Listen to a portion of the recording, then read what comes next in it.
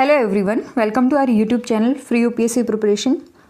हम कवर कर रहे हैं एग्रीकल्चर इन इंडिया और आज के इस लेक्चर में हम बात करेंगे सॉइल एंड फर्टिलाइजर्स के बारे में। सॉइल एंड फर्टिलाइजर्स के बारे में पढ़ने से पहले हम समझते हैं कि इंडिया का क्रॉपिंग पैटर्न किस तरीके से है। क्रॉपिंग पैटर्न या क्रॉपिंग सीजन देखें तो हमारे यहाँ 3 तरीके के क्रॉपिंग सीजन है, खरीफ, रबी एंड जायद। खरीफ क्रॉप जैसे राइस, कॉटन, बाजरा, मेज़, ज्वार, तुअर। रबी वीट, ग्राम, मस्टर्ड। जायद क्रॉप जैसे वेजिटेबल, फ्रूट्स, फॉडर, ये जायद क्रॉप में आती हैं। और हमारे यहाँ जो क्रॉपिंग पैटर्न डेवलप हुआ है इनमें क्या है कि जैसे खरीफ सीज़न का अगर आप क्रॉपिंग पैटर्न देखें तो राइस बेस्ड क्रॉपिंग पैटर्न है। देन आप सीरियल अदर देन राइस, मेज़ बेस्ड क्रॉपिंग पैटर्न है। रबी का अगर आप देखें तो वीट बेस्ड है। तो अलग अलग तरीके का क्रॉपिंग पैटर्न हम उभर के हमारे सामने आता है। बट हमें ये समझना है कि ऐसे कौन से फैक्टर हैं जो पर्टिकुलर टाइप का क्रॉपिंग पैटर्न यहाँ पर इंश्योर करते हैं। सबसे पहले हम समझेंगे कि जैसे ग्रीन रेवोल्यूशन आई 1970s 80s के अंदर, ग्रीन रेवोल्यूशन ने अपने जो ऑब्जेक्टिव थे वो अचीव किए। और साथ ही मॉडर्न एग्रीकल्चरल टेक्नोलॉजी जब इंडिया में आई तो उसके बाद में हमारा जो क्रॉपिंग पैटर्न है वो काफ़ी ज़्यादा चेंज हुआ। क्रॉपिंग पैटर्न से हमारा मतलब है कि किस प्रकार की क्रॉप हम ग्रो करते हैं, ठीक है। तो उसमें बहुत सारे चेंजेस आए। अब कुछ फैक्टर्स हम पढ़ेंगे जो एक्चुअल में क्रॉपिंग पैटर्न को अफेक्ट करते हैं कि वीट कहाँ पर ग्रो की जाएगी, राइस कहाँ पर होगा, मस्टर्ड कहाँ पर होगी, ठीक है, कॉटन कहाँ पर ग्रो किया जाएगा। तो ये जो क्रॉपिंग पैटर्न डेवलप होता है उस पर कुछ फैक्टर रिस्पॉन्सिबल होते हैं उसके लिए। तो सबसे जो बेसिक फैक्टर है वो होता है रिसोर्स रिलेटेड फैक्टर। कहाँ पर बारिश ज़्यादा हो रही है, जहाँ पर बारिश ज़्यादा होगी वहाँ पर ऐसी क्रॉप लगाई जाएंगी जिनकी रिक्वायरमेंट वाटर की ज़्यादा है, ठीक है। Irrigation, then rainfall, soil fertility, ये मैटर करता है। कुछ क्रॉप ऐसी होंगी जो आप एरिड रीजन में ग्रो कर सकते हो, कुछ ऐसी होंगी जिनके लिए हाई वाटर जो क्वांटिटी है वो चाहिए होगी। तो पहला जो फैक्टर है वो आपका रिसोर्स रिलेटेड फैक्टर। दूसरा आता है टेक्नोलॉजी रिलेटेड फैक्टर्स, जैसे marketing, storage, processing.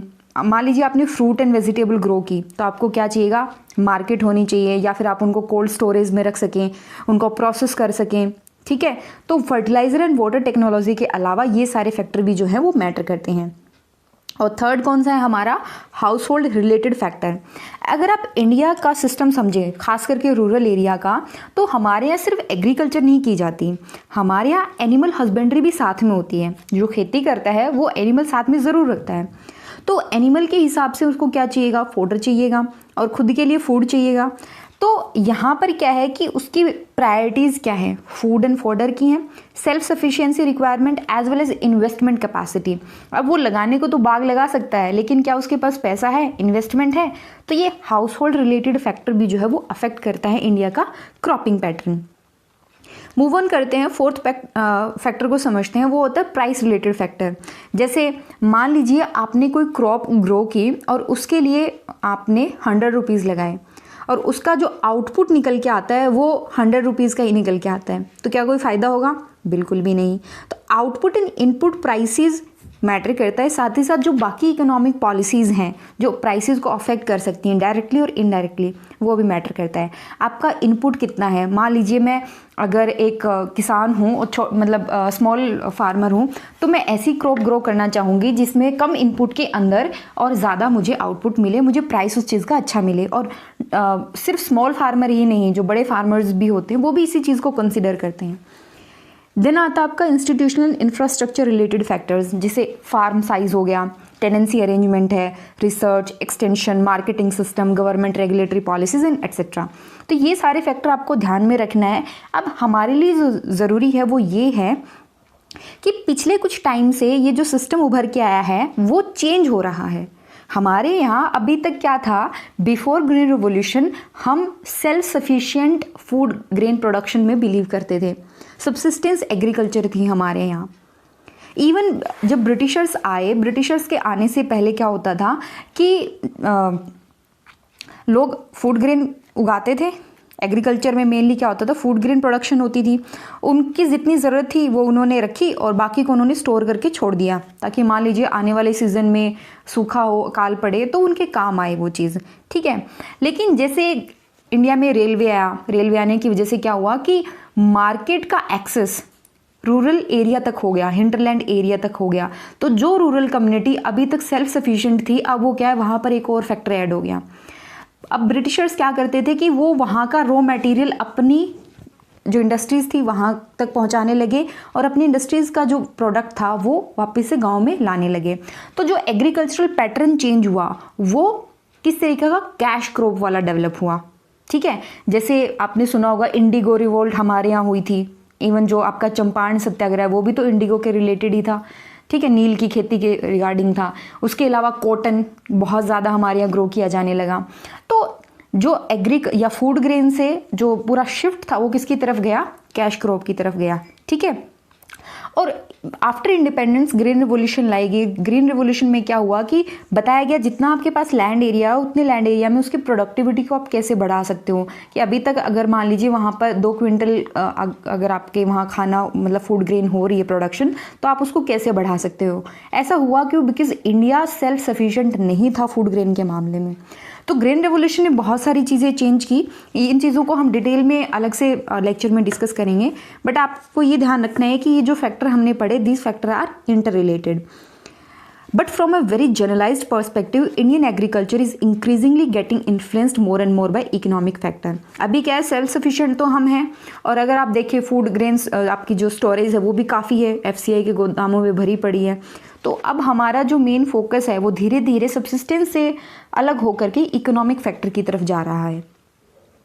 And the farming is increasingly being done for economic returns rather than just self sustainability. अब कुछ और फैक्टर्स भी हैं। इरिगेशन एक्सपैंड हुआ, इंफ्रास्ट्रक्चर डेवलप किया गया, रूरल मार्केट तक पहुंचा गया, penetration of rural market, development and spread of short duration, drought resistance, crop technology. These all things have contributed to minimizing the role of non-economic factor in crop choices. Other than that, अब हमारा main topic आता है quality of soil. यहाँ पर हम discuss नहीं करेंगे कि कितने टाइप की सॉइल होती है या फिर कौन सी सॉइल किस चीज़ के लिए अच्छी है। हमारा मेन मकसद है कि जो सॉइल है, ठीक है, क्योंकि बहुत इंडिया जो है वो एक एग्रीकल्चर डोमिनेंट कंट्री है। हमारे यहाँ एक जो मेजर आपका लेबर है वो एग्रीकल्चर एंड अलाइड सेक्टर के अंदर इन्वॉल्व है। तो किस तरीके से सोइल का यूटिलाइज किया जाना चाहिए या फिर सोइल के ऊपर किस तरीके से प्रोडक्शन की जानी चाहिए कि सस्टेनेबल वे में आप डेवलपमेंट कर सकते हो। आप सस्टेनेबल एग्रीकल्चर को अगर आपने देखना है तो आपको सोइल की क्वालिटी को देखना पड़ेगा। सोइल की क्वालिटी ये बताएगी आपको कि वहाँ पर किस प्रकार की क्रॉप को आप ग्रो कर सकते हो। ठीक है, और एग्रीकल्चर प्रोडक्टिविटी आप फर्स्ट लेक्चर को ध्यान में रखेंगे। हमने कहा था कि कुछ ऐसे फैक्टर्स हैं जो एग्रीकल्चर की प्रोडक्टिविटी को इम्प्रूव कर सकते हैं, और उनमें से जो सबसे इम्पॉर्टेंट है वो आपका सोइल क्वालिटी। सोइल ही अच्छी नहीं है, अब मान लीजिए कोई जगह है जहाँ पर कॉटन बहुत अच्छी हो सकती है, ठीक है, या फिर जहाँ पर राइस इतना अच्छा नहीं हो सकता लेकिन दूसरी कोई क्रॉप हो सकती है, और वहाँ पर ज़बरदस्ती राइस ग्रो करने की कोशिश की जा रही है, तो इज़ इट वायबल और सस्टेनेबल होगा वो? नहीं। वहाँ पर जिस तरीके की सोइल सपोर्ट करती है क्रॉप को, वही क्रॉप को ग्रो किया जाना चाहिए। So quality of soil is one of the most important factor in the productivity of agriculture. And while the level of food production increased over the past few decades, it has also led to issues, certain issues. Food production बढ़ा green revolution के बाद में, लेकिन कोई बहुत सारे अलग अलग इश्यूज़ भी उभर करके आए। जैसे सबसे पहला, ग्रीन रिवोल्यूशन का मेन मोटिव क्या था? आपका एग्रीकल्चर प्रोडक्शन या फिर जो फूड ग्रेन प्रोडक्शन है उनको इंक्रीज़ करना। उन्होंने क्या किया? हाई यील्डिंग वेराइटी सीड्स का यूज़ किया, उन्होंने फर्टिलाइजर्स का यूज़ किया, केमिकल फर्टिलाइजर्स का। केमिकल फर्टिलाइजर्स में अब प्रेजेंट डे अगर आप देखो तो यूरिया का बहुत ज़्यादा यूज़ होता है, नाइट्रोजन का, and that led to the imbalance of nutrient in the soil. हमने क्या किया कि सिर्फ और सिर्फ राइस एंड व्हीट पे ज़्यादा फोकस किया, बाकी क्रॉप पे नहीं किया इतना। उसकी वजह से भी सोइल के अंदर न्यूट्रिएंट का इम्बैलेंस हुआ। देन वाटर टेबल में डिक्लाइन हुआ। अगर आप हरियाणा पंजाब वाला रीजन देखोगे जहाँ पर ग्रीन रेवोल्यूशन पूरी मतलब बूम की थी इसने, वहाँ पर वाटर टेबल डिक्लाइन हो चुका है। इवन जो ग्राउंड वाटर है वो पोल्यूटेड आपको देखने को मिलेगा। Decline in the quality of water and then overall depletion of soil health. अब ये क्यों हुआ? बिकॉज हमने फर्टिलाइजर्स का अच्छे से यूज़ नहीं किया। Imbalance in the use of fertilisers in soil में also result in loss of fertility. Even बहुत जो डेजर्टिफिकेशन है, ठीक है, एक तो ये होता है कि डेजर्ट आगे बढ़ रहा है, और एक ये कि जो एरिया फर्टाइल था आपने उसका एक्सेसिव वे के अंदर वहाँ पर एक्टिविटी को परफॉर्म किया है। अब क्या होगा, धीरे धीरे वो अपनी फर्टिलिटी को खो देगा, वो एरिया, वो सोइल, तो वहाँ पर क्या हो जाएगा, पूरा बंजर हो जाएगी वो ज़मीन। बात करते हैं 2015 के अंदर government soil health card scheme लेकर के आई थी। इससे क्या था, आपको बेसिकली जो सोइल है उसकी हेल्थ के बारे में कार्ड बताता है, एंड हर एक किसान सोइल हेल्थ कार्ड को एक्सेस कर सकता है वंस एवरी 3 ईयर, 3 साल में एक बार उसको सोइल हेल्थ कार्ड मिलेगा। देन होगा क्या, सोइल हेल्थ कार्ड के अंदर कुछ इन्फॉर्मेशन होती है, जैसे न्यूट्रिएंट की है, सोइल का स्टेटस कैसा है, कौन सा न्यूट्रिएंट इसको दिया जाना चाहिए, इसकी फर्टिलिटी को इम्प्रूव करने के लिए क्या किया जा सकता है, एट्सेट्रा। ठीक है, बात करते हैं, हमने कहा ना कि आपने फर्टिलाइज़र का अच्छे से यूज़ नहीं किया, इसकी वजह से जो सोइल की फर्टिलिटी थी उस पर असर पड़ा। तो ये imbalance in use of fertiliser, इस पूरे टॉपिक को आप डिस्कस करते हैं। सबसे पहले जो आपका फर्टिलाइजर्स के regarding manufacture, sale and distribution है, ये कौन रेगुलेट करता है, ये रेगुलेट करता है ministry of chemicals and fertilizers. Then हमारे यहाँ 3 टाइप के न्यूट्रिएंट फर्टिलाइजर हैं, या फिर फर्टिलाइजर में 3 मेन टाइप के न्यूट्रिएंट को इंक्लूड किया जाता है, नाइट्रोजन, फॉस्फेटिक एंड पोटैशिक। फॉस्फेटिक, पोटैशिक जो है वो कम यूज़ किए जाते हैं एज़ कम्पेयर टू नाइट्रोजन। हमारे यहाँ इंडिया के अंदर नाइट्रोजन जो कि यूरिया में पाया जाता है वो बहुत ज़्यादा यूज़ होता है। Of this the pricing of urea, ठीक है, वो गवर्नमेंट कंट्रोल करता है। प्लीज़ रिमेंबर, यूरिया के रेट को गवर्नमेंट खुद कंट्रोल करती है। फॉस्फेटिक एंड पोटैशिक फर्टिलाइज़र को डी कंट्रोल कर दिया गया था 1992 के अंदर, यानी फॉस्फेटिक और पोटैशिक जो न्यूट्रिएंट्स होंगे, फर्टिलाइजर्स होंगे, गवर्नमेंट उनका रेट तय नहीं करेगी। और इसकी वजह से क्या होता है कि यूरिया का जो कोशिश ये की गई थी कि जो फॉस्फेटिक और पोटैशिक फर्टिलाइजर्स है उनका यूज़ ज़्यादा हो और नाइट्रोजन का जो यूज़ है वो कम हो, ताकि एक बैलेंस मेंटेन हो सके। आगे बात करते हैं, it has been observe that urea is used more than other fertilizer. सबको पता है ये चीज़। जो रिकमेंडेड रेशियो है वो क्या है, 4:2:1, यानी कि 4 जो पोर्शन होंगे वो नाइट्रोजन के होंगे, 2 पोर्शन फॉस्फेट के होंगे, और 1 पोर्शन जो है वो आपका पोटाश का होगा, पोटेशियम या पोटेसिक जो फर्टिलाइज़र है उसका होगा, न्यूट्रिएंट का होगा। 4:2:1 होना चाहिए, लेकिन प्रेजेंट जो यूज़ हो रहा है वो क्या है, 6.7:2.4:1। आप देख रहे हैं नाइट्रोजन का कितना एक्सेस वे में यूज़ हो रहा है। अब इससे नुकसान क्या होता है, लोग ओवर यूज़ करते हैं। ओवर यूज़ करने का मतलब, और स्पेसिफिकली इंडिया के किस रीजन में, पंजाब, हरियाणा और वेस्टर्न यूपी वाले रीजन में। वाई, बिकॉज यहाँ पर ग्रीन रेवोल्यूशन को सबसे पहले इंट्रोड्यूस किया गया था। अब बात करते हैं फर्टिलाइजर सब्सिडी। गवर्नमेंट, हमने बात की ना कि गवर्नमेंट ने उसके प्राइस को कंट्रोल किया हुआ है। प्राइस को कंट्रोल करने का मतलब कि गवर्नमेंट सब्सिडी देती है। अगर आज भी आप यूरिया का एक कट्टा लेकर के आएंगे तो आपको सब्सिडी मिलेगी, काफ़ी कम रेट पर मिलता है। और इसका एक नुकसान ये भी होता है कि उसको स्मगल कर दिया जाता है बाहर, ठीक है, बट वो बाकी नेक्स्ट स्लाइड्स के अंदर हम उस टॉपिक को डिस्कस करेंगे। फर्टिलाइज़र सब्सिडी को पढ़ते हैं। किस तरीके का फर्टिलाइज़र चाहिए वो डिपेंड करता है सॉइल टाइप पे, level of yield, water availability, ठीक है, और किस तरीके की क्रॉप है, राइस है, वीट है, ज्वार है, कॉटन है, किस टाइप की क्रॉप है। एंड कुछ क्रॉप ऐसी होती है जिनको ज़्यादा नाइट्रोजन क्वांटिटी में चाहिए होता है, जैसे rice, wheat, maize, cotton, sugarcane. इनको नाइट्रोजन ज़्यादा क्वांटिटी में चाहिए होता है as compare to pulses, fruits and vegetable. Even जो पल्सेस हैं वो आपके नाइट्रोजन फिक्सेशन में हेल्प करती हैं। तो ये कहा जाता है कि जब आप क्रॉप को रोटेट करो तो एक बार आपको पल्स को ज़रूर ग्रो करना चाहिए। देन अगर आप देखें, हमारे यहाँ जो रेशियो है 4:2:1 होना चाहिए, लेकिन अगर आप अराउंड द वर्ल्ड देखें तो हमारे यहाँ जो एब्सोल्यूट टर्म्स में आप देखेंगे तो फर्टिलाइज़र का यूज़ कम है, इंक्रीज़ हुआ है लेकिन अभी भी बाकी कंट्रीज़ के मुकाबले कम है। Although the ratio of NPK fertilizer uses across crops has increased, the quantity of fertilizer used by India is still lower as compared to other country. जैसे ये हमने PRSindia.org जो गवर्नमेंट की वेबसाइट है वहाँ पे दे रखा है status of agriculture in India, पूरी रिपोर्ट है, तो आप खुद भी उसको पढ़ सकते हैं, हमने वहीं से डेटा ये लिया है। फर्टिलाइज़र का जो यूज़ होता है, to promote the use of fertilizer by farmer, central government उनको कुछ सब्सिडी देती है, ठीक है। सब्सिडी किसको देती है? फार्मर को नहीं देती, जो कंपनीज़ हैं जो फर्टिलाइज़र बना रही हैं उनको सब्सिडी मिलती है।